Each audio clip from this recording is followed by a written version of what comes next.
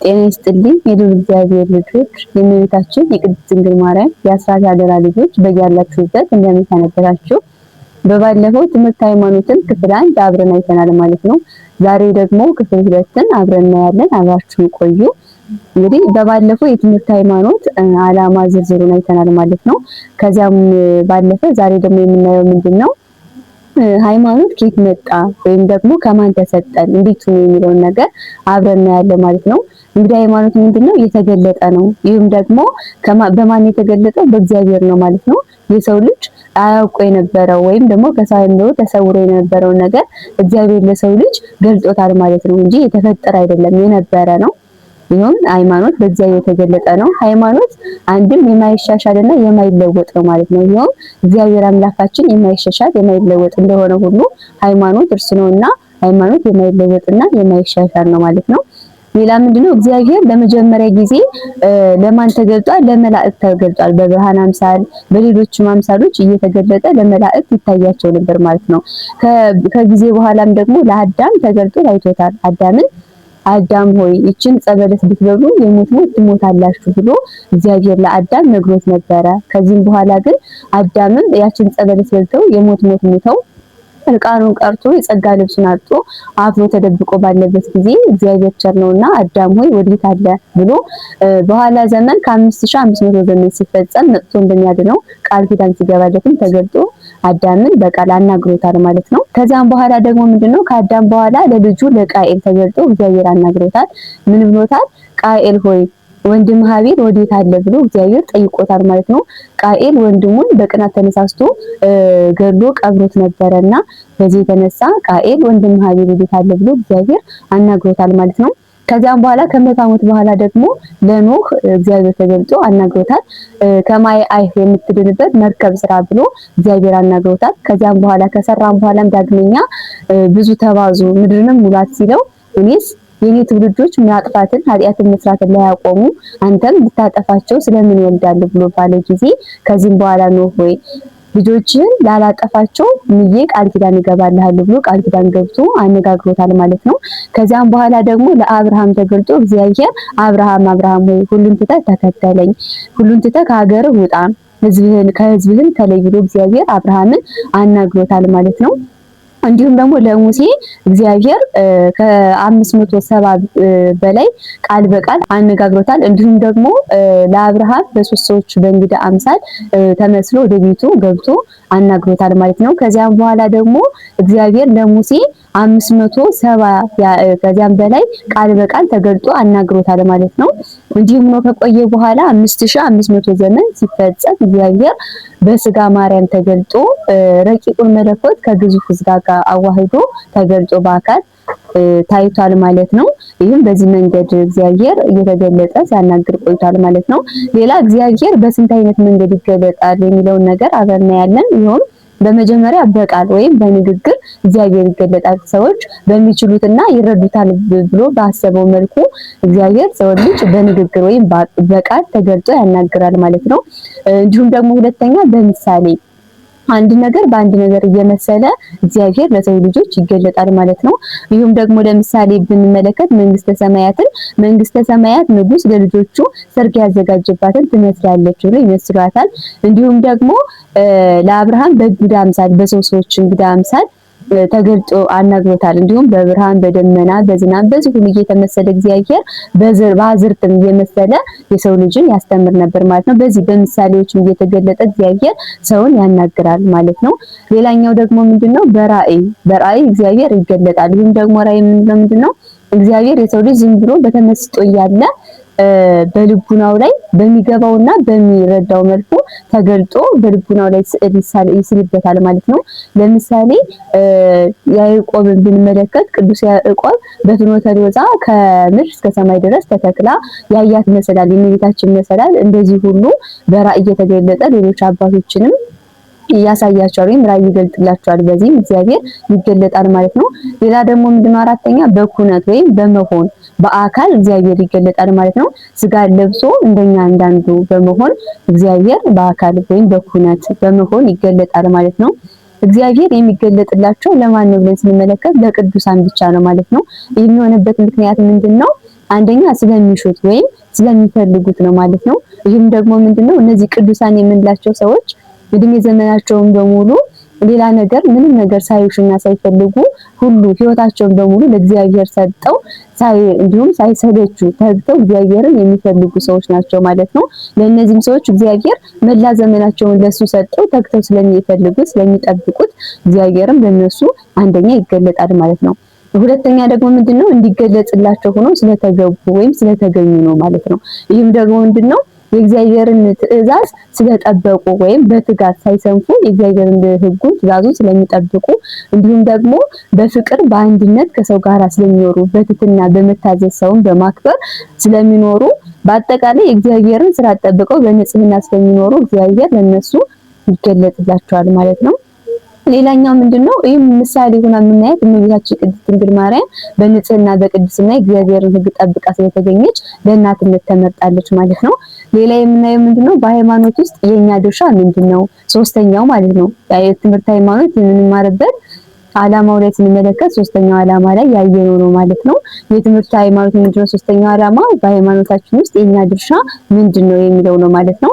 ይህም የኛ ድርሻ በመጀመሪያ ምንድነው መቀበል ነው ማለት ነው። ሃይማኖት የሚቀበሉት ነው ብለናል። እግዚአብሔር ለቅዱሳን አባቶቻችን ከአበው ጀምሮ ለነቢያት ለሐዋርያትም እንዲሁም ለሰማዕታት ለጻድቃን ለሊቃውንት ሁሉ እንዲህ በትውፊት ሲመጣ የነበረ ነው፣ ሲቀባበሉት የቆዩት ነው።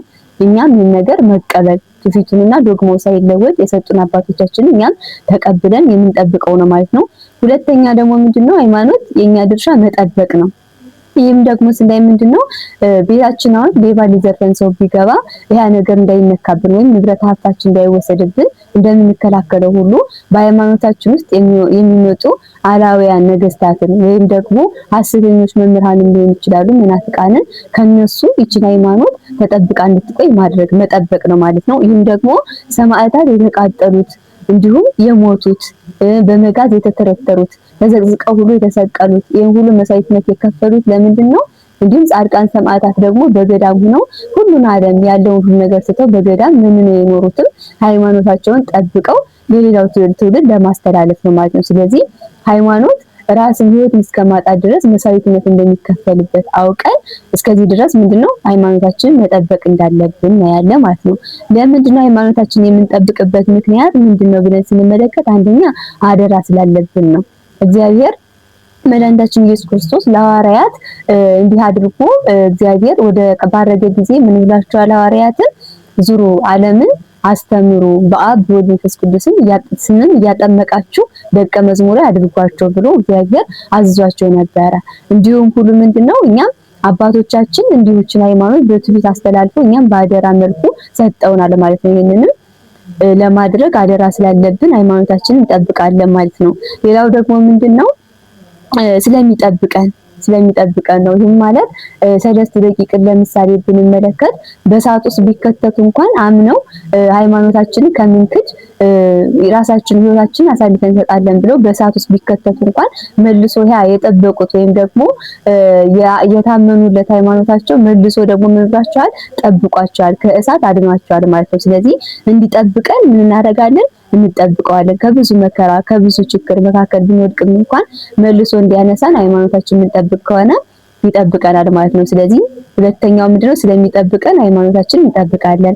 ሶስተኛው ደግሞ ዋጋ ስለሚያሰጠን በኋላ ዘመን ለሃይማኖታችን ታምነን እንገኝ ከሆነ በእግዚአብሔር ፊትም እኛ የታመኑ ብለን በቀኙ እንቆማለን ማለት ነው። ስለዚህ ዋጋ ስለሚያሰጠን እንጠብቀዋለን። የምንጠብቀው ከምን ነው ብለን ስንመለከት ካላውያኖች ነው ወይም ደግሞ ከሐሰተኞች መምህራን እውነቱን ውሸት እያስመሰሉ ከሚናገሩ ከነሱ እንጠብቃለን ማለት ነው። ሌላ አራተኛው ምንድነው? መስጠት ነው ወይም ማቀበል። ሶስተኛው ድርሻችን ምንድነው? ማቀበል ነው ማለት ነው። ዶግማዋና ትውፊቷ ሳይለወጥ አባቶቻችን ለኛ እንደሰጡን ሁሉ እኛም ለትውልድ ለልጅ ልጅ ማስተላለፍና መስጠት አለብን። የጠበቅነውን ሃይማኖት ለሌላው ትውልድ ማስተላለፍ ነው ማለት ነው ድርሻችን። ሌላኛው ደግሞ የምናየው የሃይማኖት ምስክሮች ነው ማለት ነው። የሃይማኖት ምስክሮች እነማን ናቸው ስንል አንደኛ በአእምሮ ጠባይ ነው ማለት ነው። ይህም ደግሞ የአእምሮ ጠባይ የምንለው ከተፈጥሮ የተሰጠን ነው። እግዚአብሔር ለሰው ልጅና ለመላእክት በአእምሮ ጠባይ ተመራምረው አምላካቸውን ያገኙ ዘንድ የሰጣቸው ጸጋ ነው ማለት ነው። በሁለተኛ ደግሞ የምናየው በስነ ፍጥረት ነው ማለት ነው። ይሁም ደግሞ ሰማይን ስንመለከት ሰማይን ያለ ባላ ስትቆም ምድርም ደግሞ በውሃ ላይ መሰረቱና ስትጸና እንዴት ምድርን ያህል ነገር በውሃ ላይ ጸናች ውሃውስ ስለምን አላሰጠማትም ብለን ስንመለከት ይህን ሁሉ የሚያደርግ በስርዓት የሚገዛ አንድ አካል እንዳለ ይሁን ፈጣሪ እግዚአብሔር እንዳለ እንረዳበታለን ማለት ነው። በስነ ፍጥረትም አብርሃም አባታችን ፀሐይን ሲመለከት ፀሐይቱን አምላኬን ሲል ፀሐይ ጠዋት ወጣ እንዲሁም በምሽት በምስራቅ ወጣ በምዕራብ ስትገባ ይመለከታል። አምላኬ ብትሆንስ በሌሊት በነገሰች ነበር ብሎ ፀሐይ አምላኩ እንዳልሆነች አሁንም አውቋል። ሲቀጥልም ደግሞ እሳት ነው አምላክ ያለ እሳትንም በውሃ ሲያጠፉት ተመለከተ። አምላክስ ማንም የማያጠፋው ኃያል ነው እሱም አይደለም ብሎ አሰበ። ከዚህ በኋላ ነፋሳትንም በሙሉ ቢመለከት ነፋሳትም አድማስ ሲያቆማቸው ሲከልላቸው ተመለከተ። ስለዚህ አምላኬ ማን ነው ብሎ አምላከ ፀሐይ ተናበበኝ ብሎ እግዚአብሔር ለምኖ እግዚአብሔር አናግሮ ተገልጦ ሃይማኖቱ ተገልጦለታል ማለት ነው። በስነ ፍጥረታትም እንዲህ ሃይማኖትን ተመራምረን እናውቅባቸዋለን ማለት ነው። ሌላ ደግሞ በመጽሐፍት ነው ማለት ነው። በአእምሮ ጠባይ ተመራምረን ያላገኘነው ያልተረዳነው እንዲሁም ደግሞ በስነ ፍጥረትን ተመራምረን የቀረንን ነገር በመጽሐፍት አንብበን እንረዳለን ማለት ነው። በመጽሐፍ በመጀመሪያ የሰው ልጅ ማንበብ ያለበት ስለ ሃይማኖቱ ለማወቅ መጽሐፍ ቅዱስ ነው ማለት ነው። መጽሐፍ ለማንበብ የመጀመሪያው ሰው እንዲያነብ የሚመከረው መጽሐፍ ቅዱስ ነው። ከመጽሐፍ ቅዱስ ተነስተን ሌሎች ስለ እግዚአብሔርና እግዚአብሔርን ስለሚናገሩት ለመጽሐፍ አንብበን ሃይማኖታችንን እንረዳለን እናውቃለን ማለት ነው። ሌላ ደግሞ አራተኛ ምንድነው መምህራን ወይም ሊቃውንተ ቤተክርስቲያን ናቸው ማለት ነው። በእነዚህም በነቢያት በሐዋርያት እንዲሁም በሊቃውንተ ቤተክርስቲያን እግዚአብሔር ሁሉ ያድሮ ከመጻሕፍትም ከስነ ፍጥረትም ከአእምሮ ጠባይ የቀረውን ዝርዝር ነገር በደንብ እግዚአብሔርን ቅርብ አድርገው የሚያሳዩና የሚያስረዱ መምህራን በእነሱ ሃይማኖትን እንረዳለን። የሃይማኖት ምስክሮች እነዚህ ናቸው። በመጨረሻም አምስተኛው ምንድነው እግዚአብሔር ራሱ ምስክር ነው ማለት ነው ስለ ሃይማኖቱ። ይሁን ራሱ እግዚአብሔር ተገልጦ ቅድመ ዓለም የነበርኩኝ ዓለምን ማሳልፍ የሚኖር እኔ ነኝ ብሎ ለአብርሃም አናግሮታል ማለት ነው። እንዲሁም ለሙሴም ደግሞ እኔ የአብርሃም የይስሐቅ የያዕቆብ አምላክ እኔ ነኝ እያለ ይነግረው ነበር ማለት ነው። ይሁን እግዚአብሔር በነቢያትም በሐዋርያትም በተለያዩ መንገድ በመገለጥ እግዚአብሔር ራሱ አምላክ እንደሆነ መስክሯል ማለት ነው። የሃይማኖት ምስክሮች የምንላቸው እነዚህ አምስት ነገሮች ናቸው ማለት ነው። ሌላኛው የምናየው ምንድነው የሃይማኖት ጥቅም ይሆናል ማለት ነው። ምንድነው አንደኛ ጥቅሙ ከጭንቀት ለመዳን ነው። ይሁን አብርሃም አባታችንን ብንመለከት አብርሃም እግዚአብሔርን ፈልጎ ከማግኘቱ በፊት አምላኬ ማን ይሆን ማን ፈጠረኝ እያለ ይጨነቅ ነበረ። አምላኩን የማያውቅ ሰው እንዲሁ ይጨነቃልና ከጭንቀት ለመዳን በመጀመሪያ ጥቅሙ የሃይማኖት ጥቅሙ ይህ ነው ማለት ነው። ሌላኛው ደግሞ ምንድነው መንፈሳዊ ጸጋዎችን ለማግኘት ይሁን መንፈሳዊ ጸጋዎች ከልጅነት ጀምሮ የቅድስት ሥላሴ ልጅነት ከማግኘት ከቅዱስ ቁርባን ንስሐ ከመግባት ከተለያዩ ከቤተክርስቲያን ከሚገኙ ጸጋዎች ለመሳተፍ ሃይማኖት አስፈላጊ ነውና ስለዚህ ሃይማኖት ጥቅም ሁለተኛው መንፈሳዊ ጸጋዎችን ለማግኘት ነው። ሌላ ደግሞ ርስት መንግስተ ሰማያትን ለመውረስ ሃይማኖት የሌለው ሰው እንኳን መንግስተ ሰማያትን ለመውረስ ይቅርና ባጠገቧ ማለፍም አይቻለውም። ያመነ የተጠመቀ ይድናል ያመነ ያልተጠመቀ ግን አይድንም ይላል ማለት ነው። ስለዚህ ርስት መንግስተ ሰማያትን ለመውረስ እንዲሁም የዘላለም ሕይወትን ለማግኘት የዘላለም ሕይወትን መንግስተ ሰማያትን ለማግኘት ትልቁ መንገድ ምንድነው ሃይማኖት ነው ማለት ነው። ሌላኛው ጥቅሙ ምንድነው እግዚአብሔርን ተዋህዶ ለመኖር ነው ማለት ነው። ከእግዚአብሔር ጋር አንድ ሆኖ ተዋህዶ ለመኖር ሃይማኖት ያስፈልጋልና ሌላኛው ጥቅሙ እሱ ነው ማለት ነው።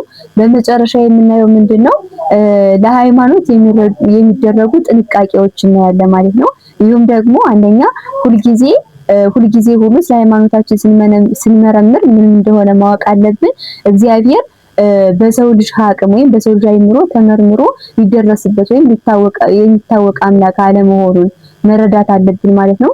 እግዚአብሔር ለሰው ልጅ እሱ በፈቀደለትና በገለጠለት መጠን ሊገለጽ ይችላል እንጂ እግዚአብሔርን እንዲህ ነው ብለን እንኳን ይቅርና ቅዱሳን አባቶቻችን እንኳን ተመራምረው አላገኙትም ማለት ነው። ስለዚህ እግዚአብሔርን በየትኛውም በሰው ልጅ አይምሮ ተመራምሮ ማወቅ እንደማይቻል በመጀመሪያ መረዳት አለብን ማለት ነው። ሌላኛው ምንድነው ስለ እግዚአብሔር ስንመረምር እግዚአብሔርን በመፍራት መሆን አለበት ማለት ነው። ስለዚህ እንዳንሰሳትና ወደ ሌላ ክህደት እንዳንገባ እግዚአብሔርን በመፍራትና እግዚአብሔርን በመለመን ሃይማኖታችንን መረዳትና ማወቅ አለብን ማለት ነው። ምክንያቱም የጥበብ ሁሉ መጀመሪያ ምንድነው የእግዚአብሔርን መፍራት ነው ብሎ ቅዱስ ዳዊት ቀዳሚ ኃይለ ጥበብ ፈሪሃ እግዚአብሔር እንዳለን እግዚአብሔርን በመፍራትና እግዚአብሔር በገለጠልን መጠን ስለ ሃይማኖታችን መመራመር አለብን ማለት ነው። እንግዲህ ከብዙ በጥቂቱ ስለነገ ስለ ትምህርት ሃይማኖት ይህንን ስንነጋገር ቆይተናል ማለት ነው። እናንተም አብራችሁን እንደቆያችሁ ተስፋ እናደርጋለን። በቀጣይ በሌላ መጽሐፍ ዳሰሳ እስከምንገናኝ ድረስ ሰላም ሆኖ ወስብሐት ለእግዚአብሔር ወለወላዲቱ ድንግል ወለመስቀሉ ክቡር። ይቆየን።